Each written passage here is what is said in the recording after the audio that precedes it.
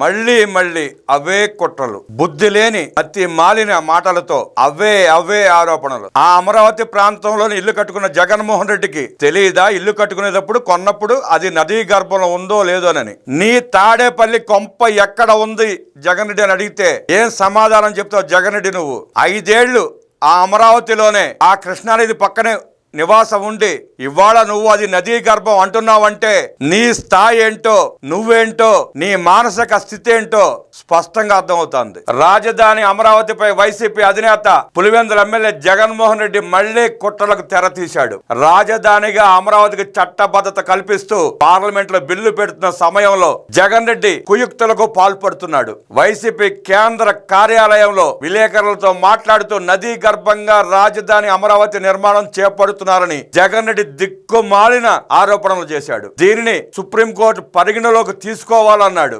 రాజధాని అనే పదమే లేదని, సీఎం ఎక్కడ కూర్చుంటే అదే రాజధాని అంటూ ఆయన పునరుద్ఘాటించాడు. నదీ గర్భంలో భవన నిర్మాణాలకి అనుమతులు ఇవ్వరని, అలాంటిది రాజధాని నిర్మాణం చేపడుతున్నారంటూ సీఎం చంద్రబాబుపై పరోక్షంగా వ్యాఖ్యానించారు. రహదారులు, నీరు, విద్యుత్ సరఫరా లేని ప్రాంతంలో రాజధాని నిర్మాణం అంటూ వైఎస్ జగన్ వ్యంగ్యంగా దిగజారుడు మాటలు మాట్లాడాడు. సో కాల్డ్ క్యాపిటల్ అంటూ అమరావతి గురించి వ్యంగ్యంగా మాట్లాడాడు. భోగాపురానికి ఎయిర్పోర్ట్ ఎందుకు? ఎర్ర బస్సు కూడా పోని ఊరికి ఎయిర్ బస్ ఎందుకు?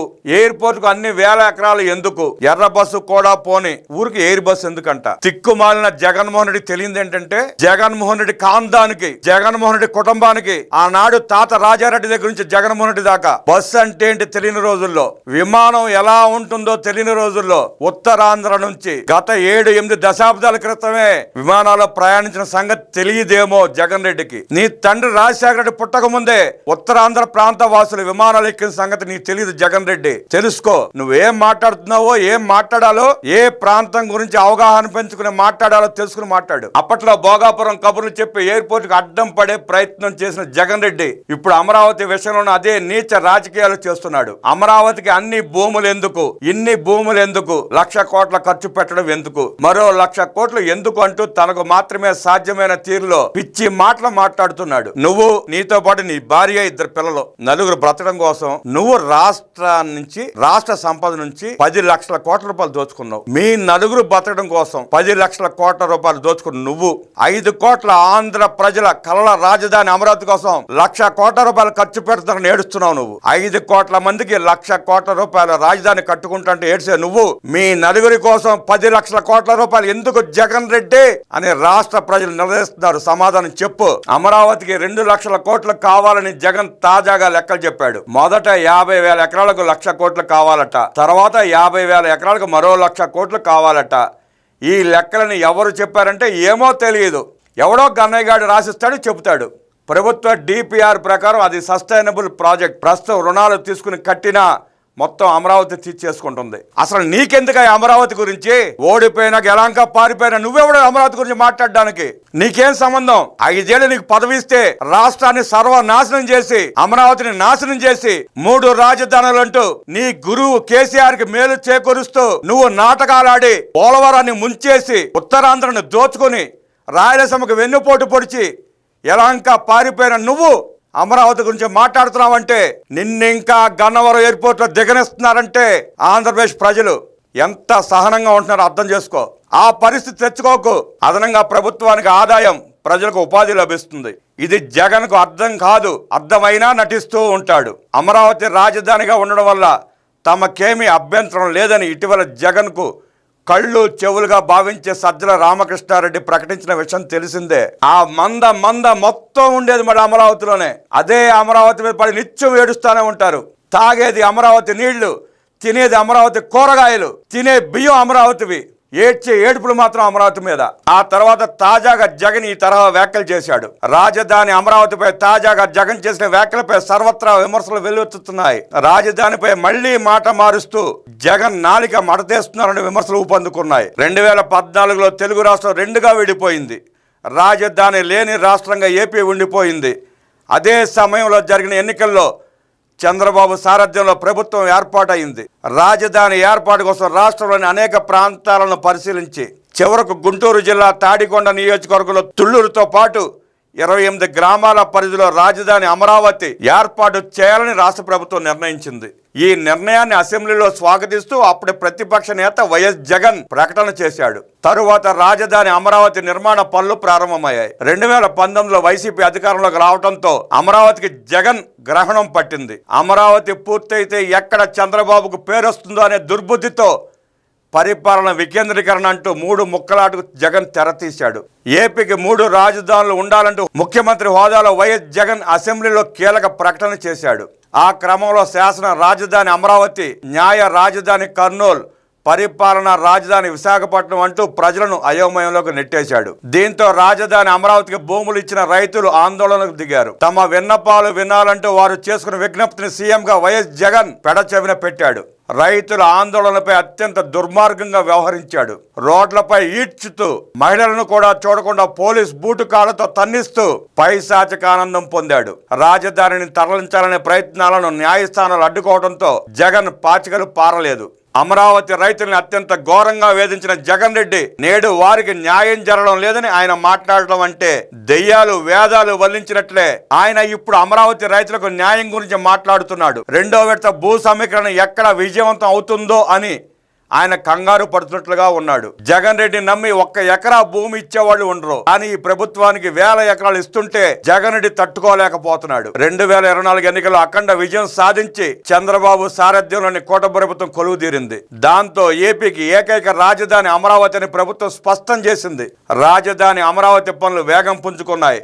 అలాంటి వేళ విజయవాడ, గుంటూరు మధ్య ఏపీ రాజధాని ఉండాలని జగన్ తాజాగా సన్నాయి నొక్కులు నొక్కుతున్నాడు. ఇప్పుడైనా దిక్కుమాలిన జగన్ తెలుసుకోవాల్సింది ఏంటంటే అమరావతి విజయవాడ గుంటూరు మధ్యలోనే ఉంటుంది. ఆ మాత్రం జ్ఞానం కూడా లేకుండా మాట్లాడుతున్నాడు జగన్ రెడ్డి. తడవకో మాట మారుస్తున్న జగన్ తీరుపై సర్వత్రా విమర్శలు వస్తున్నాయి. 5 ఏళ్ల పాలన తీరును గుర్తించి కనీసం ప్రతిపక్ష హోదా కూడా దక్కకుండా జగన్ కు ప్రజలు గట్టిగా బుద్ధి చెప్పినా జగన్ రెడ్డి తీరు మారలేదు. అవే కుట్రలు కొనసాగిస్తుంటే ప్రజలు కూడా తమకు చేతనైనంత రీతిలో మరోసారి బుద్ధి చెప్పడం ఖాయం. ఇలాగే జగన్ రెడ్డి నువ్వు వ్యవహరిస్తూ ఉంటే నిన్ను బెంగళూరులో ఫ్లైట్ ఎక్కనెవరో, గనంలో ఫ్లైట్ దిగనెవరో అది గుర్తుంచుకో. ఏపీ ఫస్ట్ యువత భవితను తీర్చిదిద్దే అతిపెద్ద కేంద్రం. తిరుపతిలో అతిపెద్ద రీసెర్చ్ సెంటర్. యువతరం భవిష్యత్తు తీర్చిదిద్దేలా కూటమి ప్రభుత్వం ప్రయత్నిస్తోందని, ఆ దిశగా వారికి అన్ని విధాలా సహకరించేలా రాష్ట్ర ప్రభుత్వం సంసిద్ధం కావాలని ముఖ్యమంత్రి చంద్రబాబు నాయుడు స్పష్టం చేశారు.